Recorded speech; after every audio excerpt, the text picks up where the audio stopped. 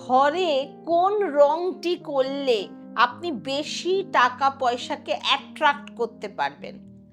দেখুন, হলুদ রং সাউথ এবং ওয়েস্ট সাইডে করুন, গোল্ডেন কালার। ঘরের কোন জিনিস নেগেটিভ এটাকে নষ্ট করতে পারবেন, কিভাবে ঘরের নেগেটিভিটি নষ্ট করবেন? 2 নাম্বার আনসার হচ্ছে কর্পূর এবং সামুদ্রিক লবণ। এই দুটো জিনিস ঘরের সমস্ত নেগেটিভিটিকে নষ্ট করতে পারে।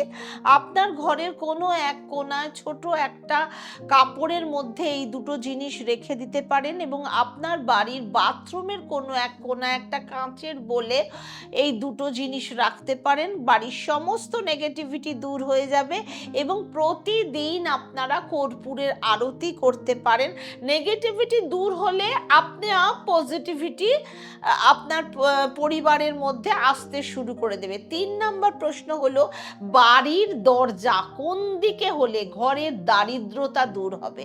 যদি আপনার বাড়ির মেইন দরজা নর্থ দিকে হয় তাহলে বাড়িতে কখনো টাকা পয়সার অভাব সাধারণত দেখা যায় না।